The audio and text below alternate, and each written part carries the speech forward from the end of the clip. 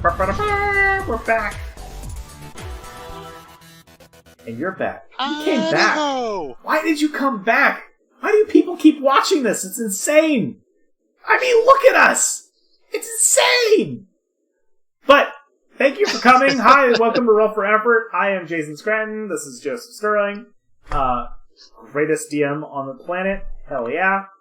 Not this guy. Just an average Joe. Just an average Joe. Right? As Matt Shaker would say, the okayest GM. No, he's the... Love you, Matt. He's the... Oh, yeah. He did say that, didn't he? Yeah, at one point. Nice. Gosh, like last year. Whichever. But yeah. Yeah, he's a character. We gotta get him in another game soon here. Alright, so welcome to Roll for Effort, guys. This is a free gig. We are not paid. We are not running ads. We're not running a Patreon. If you want to help show your support for the channel, share this. It's the way to make it grow.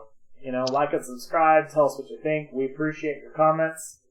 And, between Joe and I, we try to keep up with them every day, and you guys are awesome, and thank you. Thank you for helping make this possible. Oh, man. Appreciate helping to shape a fun and friendly environment and spreading the word on role-playing games. Yes. And we just want to say we appreciate that. Yeah. So, we want to help your game be a better game. Because it's hard. A weary DM needs some assistance. I'm going to stop rambling. The reason we're here tonight is clues. Right? We're in DM Styles. And we want to talk about, why... what's the value of a clue? Why does that matter to a DM? Is that a thing that a DM ever needs to even worry about? Is it a tool that helps? What is a clue, Joe? Yes, clues are important, and they do matter to both game master and player. Clues on the game master side, they're they're like mile markers or direction points, checkpoints, if you will, milestones along the adventure. They're what tell you that, I need to go this way as opposed to that way. The clues are the things that, on this map, for instance, the clues are the things that tell you, I'm not coming down here into this water channel to bend these bars and exit through there. The clues tell me, aha, look at that. I need to go that way. I need to follow these bloody footprints. Why are these bloody footprints here? Well, we're hunting a ghoul, so... Oh, whoops. Put those in the wrong way. We're hunting a ghoul, so there's a really good chance that these bloody footprints... They probably belong to the ghoul that just, ate those townsfolk that we are now currently hunting down, just because, we were hired to. We're adventurers. It's what we do. Yeah. And it goes even further than that, man. Those bloody footprints, you could have them go straight into a wall. That's your way right to world build and tell the players, man, there could be a secret passage there. Why are there footprints that are going directly into a wall? How did that happen? That was exactly the point on why they were laid like that way. Yeah. So we have our hero. Excellent art again, Jason. That's one of yours from Odium Game a while back. I remember that. And I stole that from some poor artist out there. I redrew their work, so that's a good reference piece. Thank you, artist. Yeah, thank you, nameless artist who I robbed. And if you're out there, let me know. I'll apologize and put your name in the video. Anyway, just throwing us up a quick and simple target of 12. Made that 15 roll, so whoop, adventurer was able to hop and clear that pit down in there, stayed out of the filth. But now he needs to investigate because we have very obvious clues of these footprints. They clearly go into a wall, so. If you're in the 5e, this would be a spot where they could definitely roll for advantage because they know something went that way. There's no bloody footprints going up the wall, so it didn't use a spider climb ability or a wall walker thing. If you're in the ICRPG camp, this is where you would have your easy roll. And because there's something. It didn't... Ghouls aren't smart enough to backtrack in their own footprints to hide their trail. Yeah. And as clues, though... 7 and 8. Still didn't quite nail it. See, but we know it's there. So we're talking about clues as like a tool, right? This is your way to also sort of get your story moving. If you follow Robin's Laws, which has different classifications of types of players, and if you have a storyteller in your group, you need to drop some kind of clue like this to let them know the story is progressing. at least once an hour. And so you have to really deep think on your clues. Like, this is where you actually have to spend a little more time as a dungeon master planning. That if you're going to drop a clue in a room, you need to consider what kind of information you're trying to convey. Because if this is the only exit out of the room, right? If this is where the story starts, I wouldn't even roll for advantage. I would not roll at all. I would just say, "There's a secret door," you know. Yeah, well, definitely. But I mean, I would put the roll because it's obvious there that yes, there's a secret door. It went through that wall there. I would have the roll being for the mechanism to either open the door or perhaps this door is specifically trapped. How did the ghoul get through there? Well, there's something controlling the ghoul. Like that leads that could be something that leads through further. And that could actually even be a clue in the next thing. Maybe there's a lever. They finally get this door open. You know, they discover the mechanism. They step through, and for ease, we'll say, boop, that secret door pops them out over here. Yeah. And that's the other thing. Yeah, so inside there's a lever. Yes. Somebody was on the other side of that pulled that lever, let this ghoul through, and closed it in behind him. Yeah. And that could be a spot where you just quite easily drop more clues. Boom. There's a dropped pamphlet or dropped stack of papers. This clue that perhaps even details the whole plan on what this baddie is doing with his ghouls. Yeah, and that's another... so, hold on, I'm going to rewind time. So you touched on another place where clues are really useful. I am actually in the camp of DMs who thinks, generally speaking, that traps are kind of wrong in a way if you don't drop a significant clue to your players that they're there, right? So, like, that is a very good point. Yeah, I wouldn't just have the door that is trapped, like, you know, maybe it shoots poison needles, right? I would have a corpse lying out here, you know, off to the side, and if they examine to see how that corpse got there, you know, it has, like, a poison needle, you know, still dripping of terrible venom sticking out of its chest, you know, or something like that. Corpse. Yeah, or if it's fire. There's a big burn scorch mark down in the ground. Yeah, that's a very good point. Yeah. Clues to the fact of a trap. See, I would have just ruined that for the players. They'd have been like, man, I opened that door and I got shot with a needle that I didn't even know was there. I didn't realize I needed to search for a trap. Yeah, and good point. And so that's the other thing about clues. They need to be so freaking obvious that it seems ridiculous to you as the DM. Because while it might seem ridiculous to you at the DM, there's a high probability that your players still don't understand. And that's because you can't, I mean, I don't think humans are really very good at separating out what they know versus what other people know. Like, unless you're just a super empathy, awesome badass who can somehow do that. Like, you know what's happening next in the story or what is... That's not the right word for it. You know what's going to happen in the next room, or like what's on the door. The players have no idea, and right. You're there. You've got notes that tell you what's going on. Yeah. They don't. Yeah, they don't, and you're their eyes, right? So like, you have to describe all this. I mean, we've got pretty map going out here, but you know, if you were doing this just at home and you don't have a pretty map, I mean, you've got to talk through all of that. So it needs to be the clues need to be like knocked on the head with a big old side of beef. Yes. Don't be afraid of dropping those clues, no matter how obvious they may seem, because they might not be obvious to anybody else. And a big thing, I made the mistake of doing this a few weeks ago.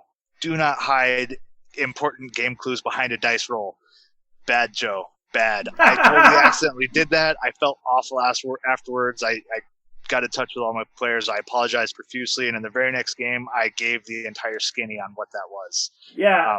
Well, and the irony of that is, I mean, none of us were really offended. Like, I was in that game, right? Yep. So I could say, like, as a player, it's interesting because none of us were really bothered by it, I would say, or at least I wasn't. There might have been somebody else who was, but the thing about it was, when it happened, I think everyone at the table kind of knew that it had happened. We were like, that seemed like that might have been a really important story element, and we just blew the roll. Right? And the whole, What's look next? At Joe's face. Look at Joe's face. He looks nervous. Yeah, because, I mean, what you don't want to do is you don't want to leave your players in a place where they feel like there's nothing for them to interact with or do, right? So if your clue tells how to get to the next story area, but they botch the roll for it, you're stuck. Like, you gotta, pull out an Orcs attack card or whatever to, like, break up and add some action while you try to think of what to do next. Right. Yeah, nothing will, like, put a nail in the boot of that story, like hiding important information behind a dice roll that just could flub. Like, and it happens. It will. I guarantee you, it will happen. It has happened to every DM since the beginning of time. Even if you're running out of a module that's pre-printed, right? Like, you'll do that. You'll read. They'll be like, "Oh yeah, that's really important for them to know that." And so I'm gonna ask them, like, "Okay, make a perception check." Right. And nobody passes that perception check, and it's like, "Oh shit." Well, now if I tell them the thing that I needed to tell them, they'll know that I am just spoon-feeding it to them instead of thinking that they earned it. What you should have just done is say, "Oh yeah, you notice that there's a corpse over there, and it's got a poison needle sticking out of it." Yep, and then you can have them roll to discover more information. That's the key. And this is the mistake you will come back to and make again and again, no matter how long you've been doing it. I've been game mastering for 35 plus years. I don't remember the exact math. It's been a long time. And I still made that mistake because it was only just like a couple weeks ago. Yeah. Maybe about a month. I think it was like in session 2 or 3 I did it, and it was so bad. Oh man. Whew. But it'll still happen. Yeah, so like definitely tell them flat out, like Jason said, you see this corpse laying on the ground with a poison needle, a dart sticking into his chest. Okay, well, I want to investigate that. Boom, you drop your roll.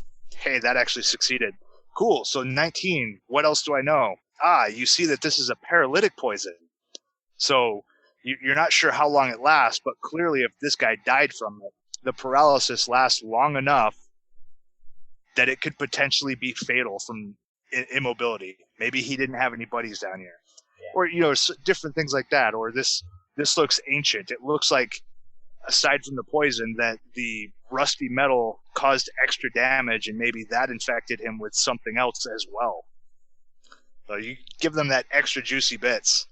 From the size of that needle, you can easily, looking at the wall, see the slot in a stone in between bricks that needle shoots out from. So even if you trip it, you know how to avoid it. You see a spot where you can stand to the side and pop it open. Yep. And they may not understand at all, and in which case it's fair game. Give me that reflex save for raise or the dodge. The dexterity. So it's good. It's good. Mm-hmm. So clues are your friend. They are Dungeon Master's friends. And don't be afraid to do something radical if you totally botch delivering a clue, just make something happen.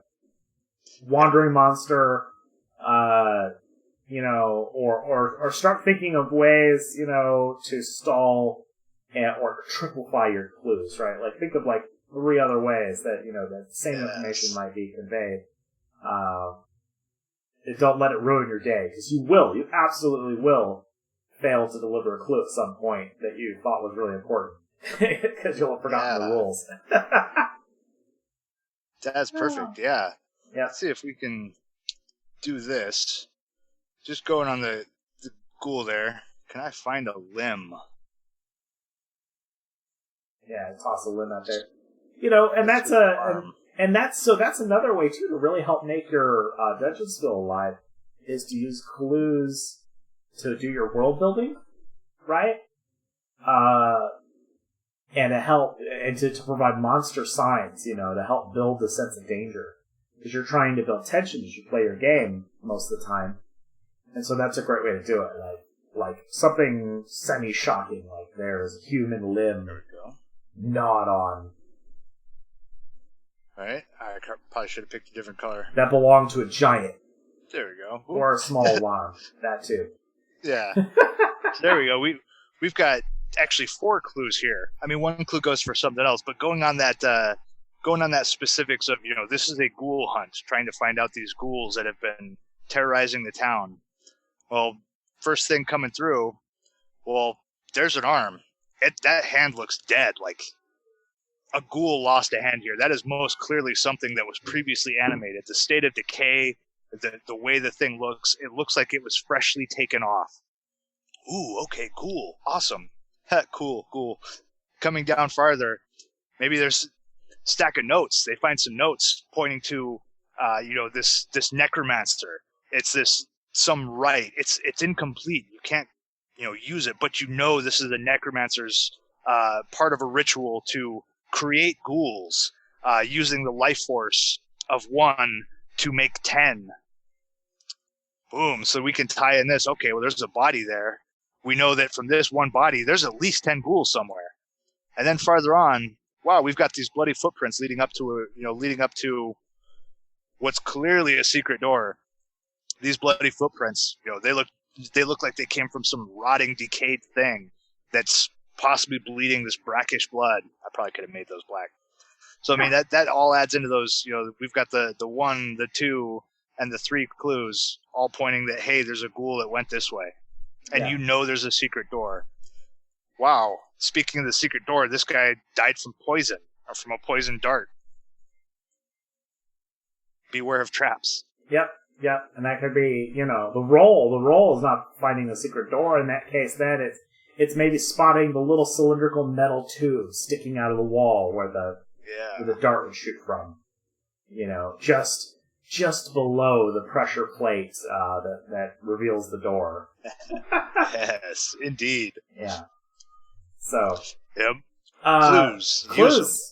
Yep. I feel like we've beaten this one to death, Joe. I think we got clues down. So. Indeed. We'll Play think it of again, something else fam. in the future, but clues. So. We talked before about spaces, terrain spaces, and that kind of thing, and the segue here. Clues. Mm-hmm. These are the stuff that you should be filling your rooms with to deliver that sense of wonder or adventure or terror. These are your story elements that are going to work through. And clues. Gotta love them. Clues. It was the butler. Had to have been. Right? The butler did it. Oh man, we've been talking too long. I'm rolling the credits. Thanks for watching, everybody. Thanks a lot, guys. Like, comment, subscribe. Like, comment, subscribe. We'll see you next week.